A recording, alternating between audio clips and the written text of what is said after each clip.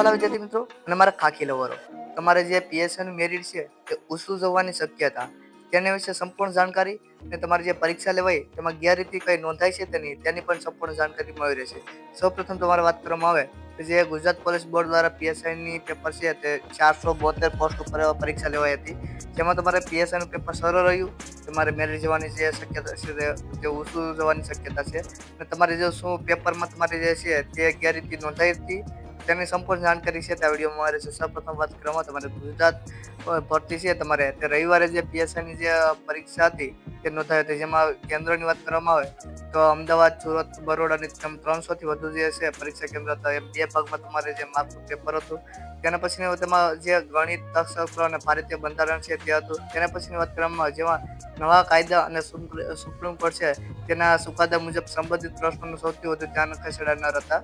અમદાવાદની સ્કૂલોના પરીક્ષા કેન્દ્રમાં સ્થાનિક ઉમેદવારોની સાથે અન્ય જિલ્લાના ઉમેદવાર પણ પરીક્ષા આપી હતી. બપોરે 3 થી 6 ઉમેદવારોને ભારે ગરમીની વચ્ચે પરીક્ષા આપી હતી.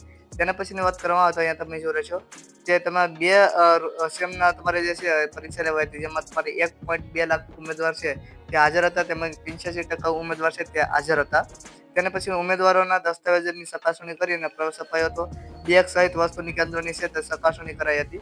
તેના પછીની વાત કરવામાં આવે તમારે દસમા પરીક્ષામાં તમારે કઈ ગેરરીતિ નોંધાઈ હતી. તેને પછીની વાત કરવામાં આવે જોઈ રહ્યા છો ભરતી બોર્ડ ડીઝલ પીએસઆઈની જે પોસ્ટ છે તે ભરતી માટે લેખિત પરીક્ષામાં કુલ નોંધાયેલ 1.2 લાખના ઉમેદવારોમાંથી 85% ઉમેદવાર છે તે હાજર હતા.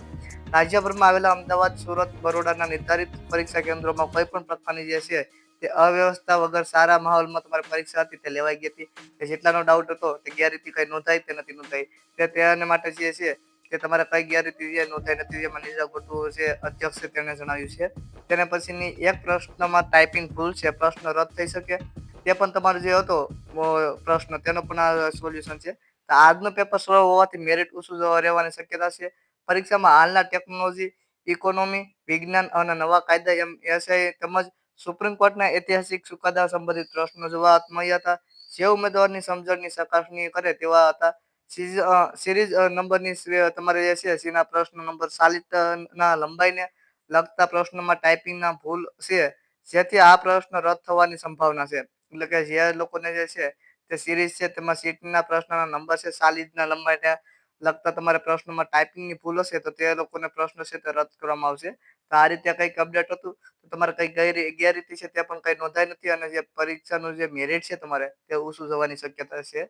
તો આ કંઈક અપડેટ હતું પીએસઆઈ ઉમેદવારનું, અને જે કોન્સ્ટેબલનું કઈ અપડેટ આવશે તેના માટે પણ આપણે માહિતી આપણી ચેનલમાં આપી દેશું. તો વિડીયો પસંદ આવે વિડીયોને લાઈક કરી દેજો, ચેનલને સબસ્ક્રાઈબ કરી દેજો. તો મળીશું બીજા વિડીયોમાં. ત્યાં લગી બધા મિત્રોને જય હિન્દ.